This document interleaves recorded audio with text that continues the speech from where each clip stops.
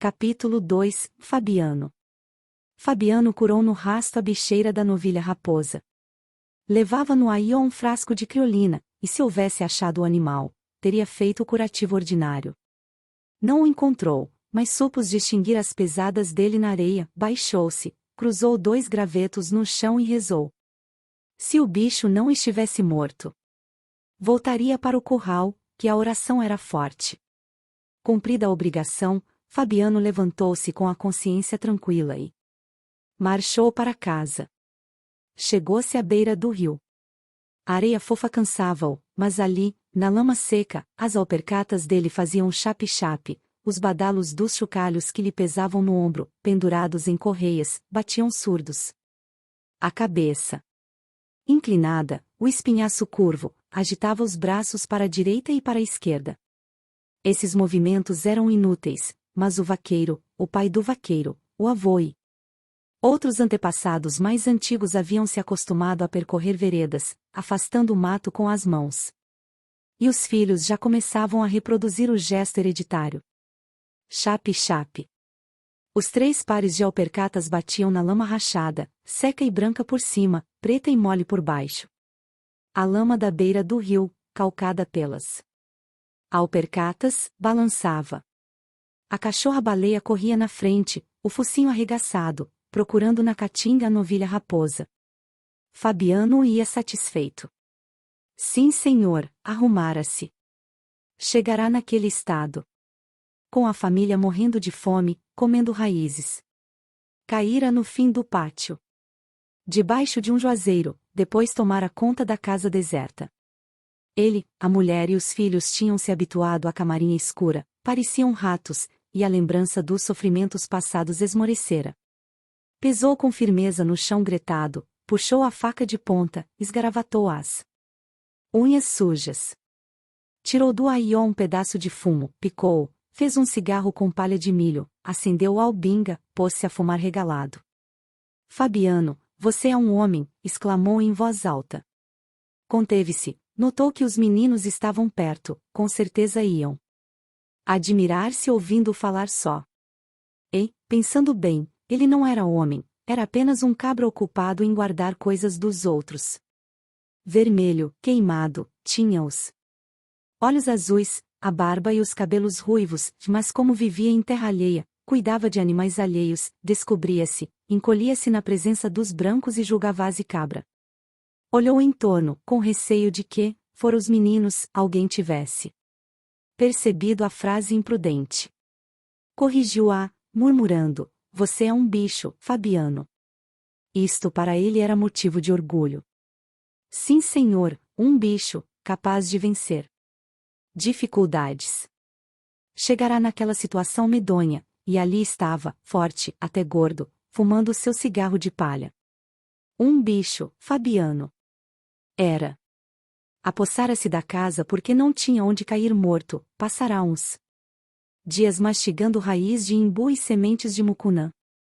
Viera a trovoada. E, com ela, o fazendeiro, que o expulsara.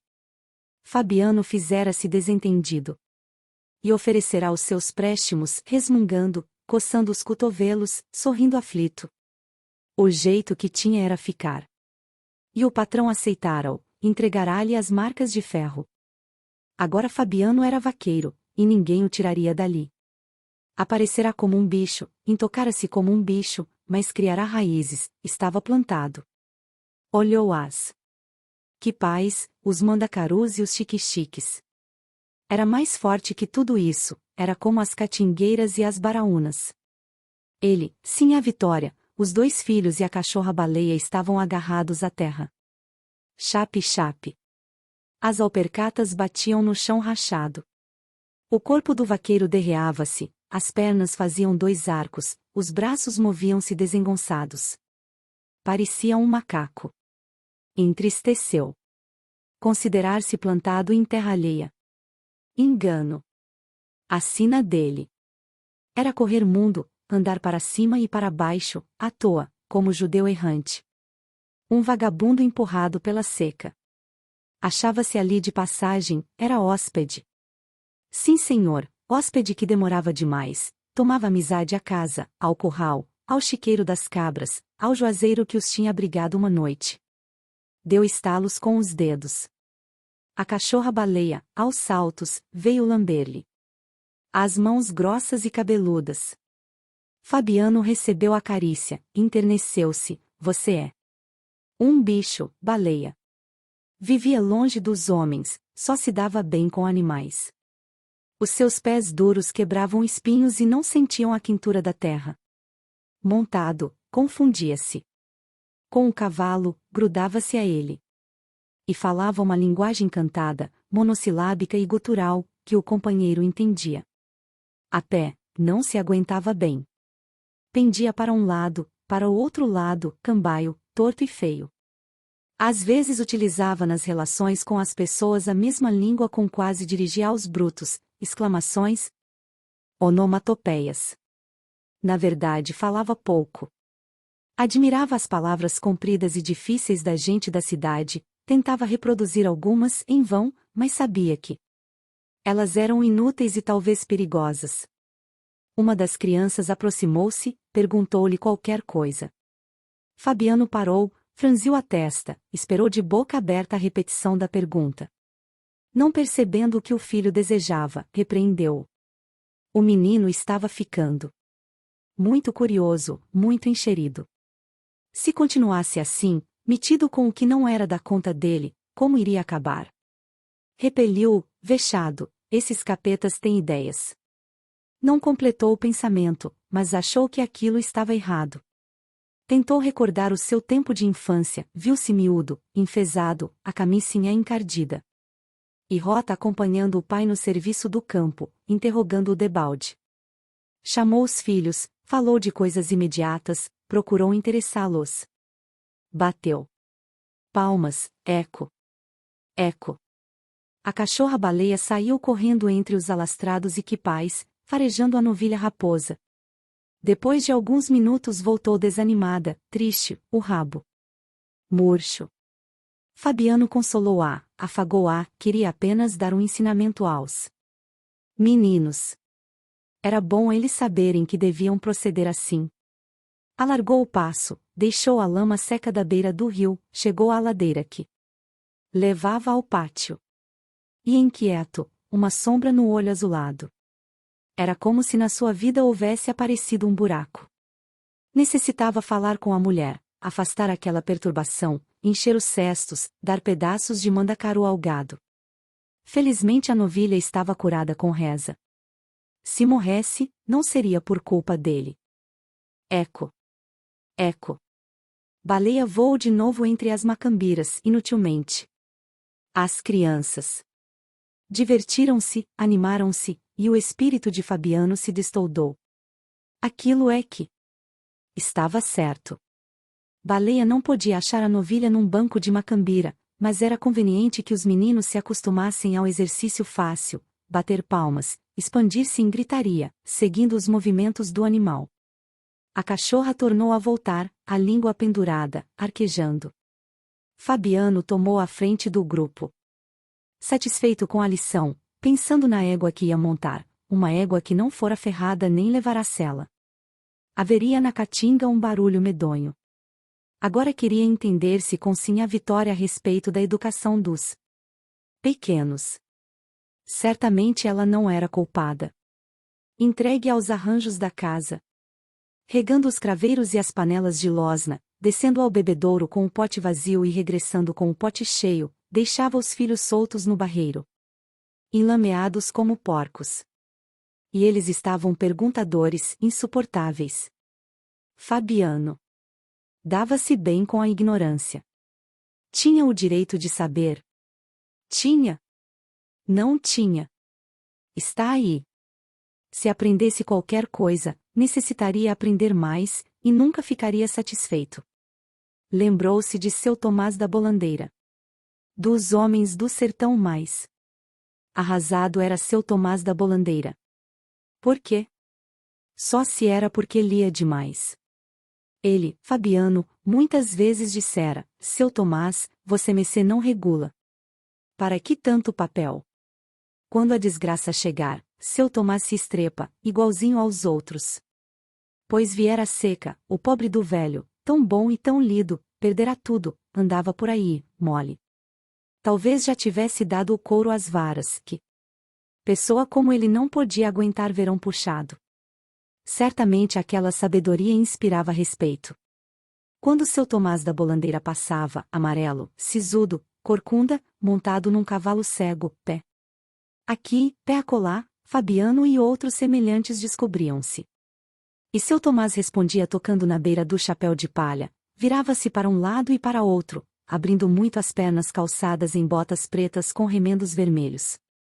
Em horas de maluqueira Fabiano desejava imitá-lo, dizia palavras difíceis. Truncando tudo, o convencia-se de que melhorava. Tolice. Via-se perfeitamente que um sujeito como ele não tinha nascido para falar certo. Seu Tomás da Bolandeira falava bem, estragava os olhos em cima de jornais e livros, mas não sabia mandar, pedia. Esquisitice um homem remediado ser cortês. Até o povo censurava aquelas maneiras. Mas todos obedeciam a ele. Ah! Quem disse que não obedeciam? Os outros brancos eram diferentes.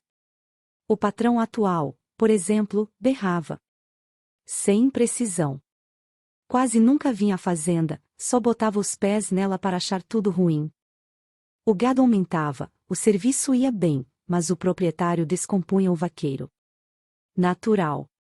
Descompunha porque podia descompor. O Fabiano ouvia as descomposturas com o chapéu de couro debaixo do braço, desculpava-se e prometia emendar-se. Mentalmente jurava não emendar nada, porque estava tudo em ordem. E o amo só queria mostrar autoridade, gritar que era dono. Quem tinha dúvida? Fabiano, uma coisa da fazenda, um traste, seria despedido quando menos esperasse. Ao ser contratado, receberá o cavalo de fábrica, perneiras, gibão, guarda-peito e sapatões de couro cru, mas ao sair largaria tudo ao vaqueiro que o substituísse. Sinhá Vitória desejava possuir uma cama igual à de seu Tomás da Bolandeira. Doidice. Não dizia nada para não contrariá-la, mas sabia que era doidice. Cambembes podiam ter luxo? E estavam ali de passagem. Qualquer dia. O patrão os botaria fora, e eles ganhariam um mundo, sem rumo, nem teriam meio de conduzir os cacarecos. Viviam de trouxa arrumada, dormiriam bem debaixo de um pau. Olhou a caatinga amarela, que o poente avermelhava. Se a seca chegasse, não ficaria planta verde. Arrepiou-se. Chegaria, naturalmente. Sempre tinha sido assim, desde que ele se entenderá. E antes de se entender, antes de nascer, sucederam mesmo, anos bons misturados com anos ruins. A desgraça estava em caminho, talvez andasse perto. Nem valia a pena trabalhar. Ele marchando para casa, trepando a ladeira, espalhando seixos com as alpercatas, ela se avizinhando a galope, com vontade de matá-lo. Virou o rosto para fugir à curiosidade dos filhos, benzeu-se. Não queria morrer. Ainda tencionava correr mundo, ver terras, conhecer gente importante como seu Tomás da Bolandeira. Era uma sorte ruim, mas Fabiano desejava brigar com ela, sentir-se com força para brigar com ela e vencê-la. Não queria morrer. Estava escondido no mato como tatu. Duro, lerdo como tatu. Mas um dia sairia da toca, andaria com a cabeça levantada, seria homem.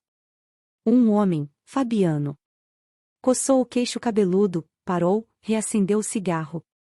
Não, provavelmente. Não seria homem, seria aquilo mesmo a vida inteira, cabra, governado pelos brancos, quase uma res na fazenda alheia. Mas depois? Fabiano tinha certeza de que não se acabaria tão cedo. Passará dias sem comer, apertando o cinturão, encolhendo o estômago. Viveria. Muitos anos, viveria um século. Mas se morresse de fome ou nas pontas de um touro, deixaria filhos robustos, que gerariam outros filhos. Tudo seco em redor. E o patrão era seco também, arreliado, exigente. Ladrão, espinhoso como um pé de mandacaru. Indispensável os meninos entrarem no bom caminho, saberem cortar mandacaru para o gado, consertar cercas, amansar brabos. Precisavam ser duros, virar tatus. Se não calejassem, teriam o fim de seu Tomás da Bolandeira. Coitado! Para que lhe servirá tanto livro, tanto jornal? Morrera por causa do estômago doente e das pernas fracas. Um dia. Sim, quando as secas desaparecessem e tudo andasse direito. Seria que as secas iriam desaparecer e tudo andar certo? Não sabia. Seu Tomás da Bolandeira é que devia ter lido isso. Livres daquele perigo, os meninos poderiam falar, perguntar, encher-se de caprichos. Agora tinham obrigação de comportar-se como gente da laia deles. Alcançou o pátio, enxergou a casa baixa e escura, de telhas pretas, deixou atrás os juazeiros, as pedras onde se jogavam cobras mortas, o carro de bois. As alpercatas dos pequenos batiam no chão branco e liso. A cachorra-baleia trotava arquejando, a boca aberta. Aquela hora sim a Vitória devia estar na cozinha, acocorada junto à trempe, a saia de ramagens entalada entre as coxas, preparando a janta. Fabiano sentiu vontade de comer. Depois da comida, falaria com sinhá Vitória a respeito da educação dos meninos.